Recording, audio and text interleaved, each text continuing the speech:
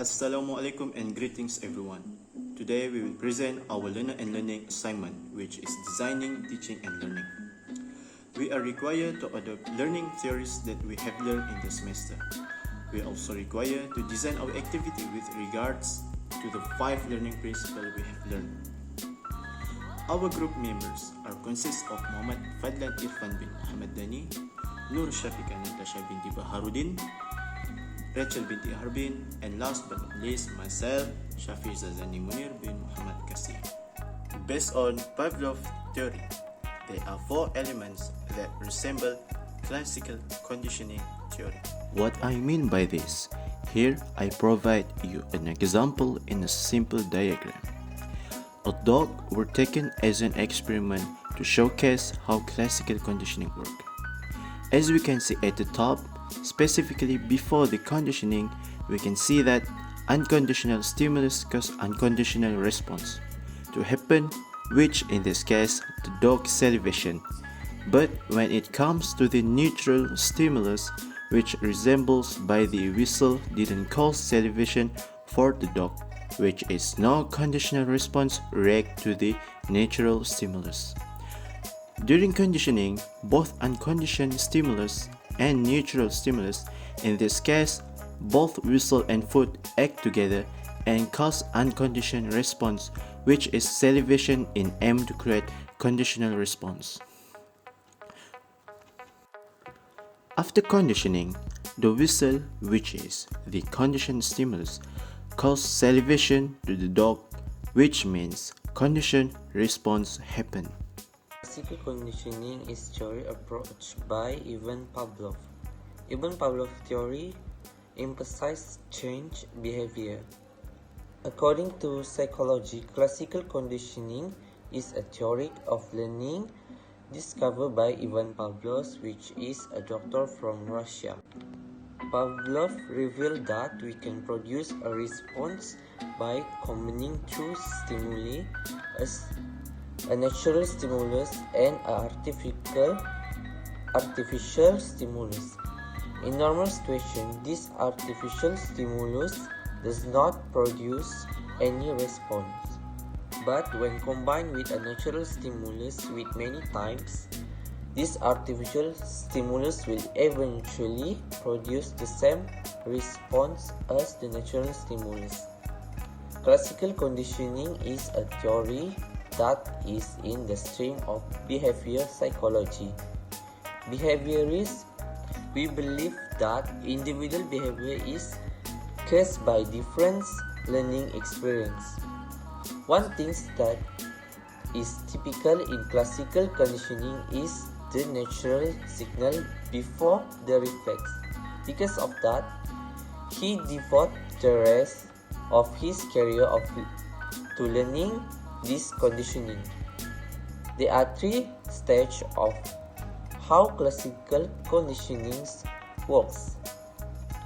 The stage 1 is before conditioning.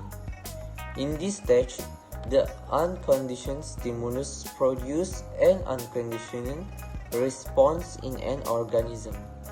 In basic terms, this means that a stimulus in the environment has produced a behavior and therefore is natural response, which has not been taught.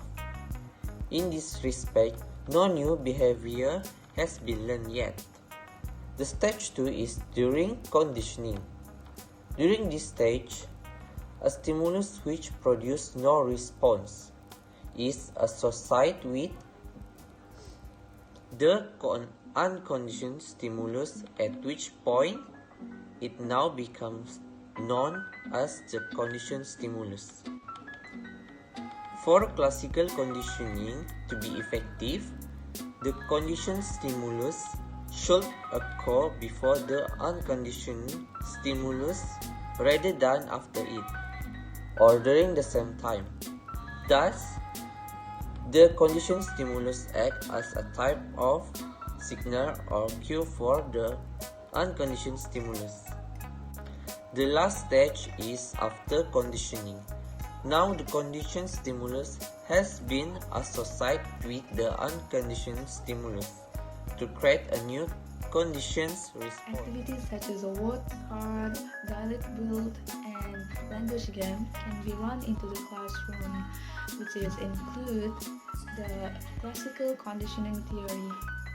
Classical conditioning theory can be applied in the classroom to ensure a positive environment in order to help the students overcome their fear and anxiety, especially for the low proficiency students. This type of theory is more suitable because it is a form of associative learning.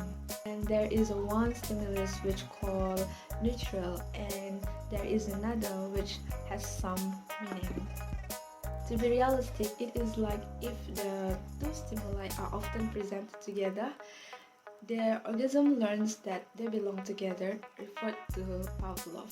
And when Pavlov experimented his dog to learn that when the bell rang, they would be fed. This classical conditioning theory is a key focus in behavior therapy, which is an approach that focuses on reinforcing desired behaviors and eliminating undesired behaviors. This theory is relevant to apply as the low ability students get slow to catch up in the classroom because there are limits to what can be achieved with this learner. Also, as this theory be applied in the classroom, the learner will feel better overall as they gain confidence, reduce depressing, and feel better mentally. As they gain their self-confidence, this automatically will increases their self-esteem, which enhances students' sense of self-efficacy and empowerment. Hello everyone, today we are going to show you an activity using classical conditioning theory. So, I am Shafika as a teacher and she is? I am Rachel Harbin as a student. So, this activity is about learning color and alphabet. I'm going to ask my low proficiency student, and if she answers it right, then I will give her some snacks. So let's start the activity. I'm going to ask her first. This. Okay, Rachel, what color is this? It's one. And the alphabet is? A. No, this is C. Let's try again. The second one. What color is this? It is blue. And the alphabet? F. Yeah, you got it right. Since she answered it right, so I'm going to give her some snacks to encourage her. So let's continue the lesson. The third one. What color is this? Is orange. Yes. And the alphabet? Is C. No, this is D. We'll try again. And the fourth one. And what about this? What color? Color red. Yes. And the alphabet? Is H. Yes, you got it right. Then I'm going to give you some snacks. This is for you. And we'll try again. What color is this? Color green. And the alphabet? Is R. Yes, you are improved. This is for you. And we'll try the last one. The last one is, what color is this? Is one. The alphabet? Is Z.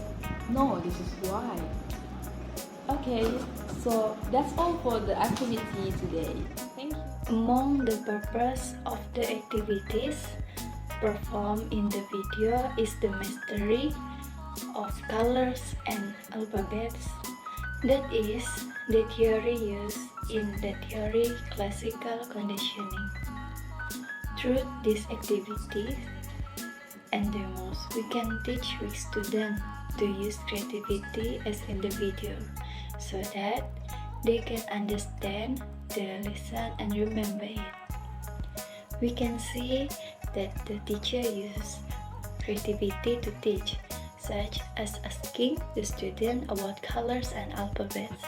We can also see that the student is able to chapter the lesson well.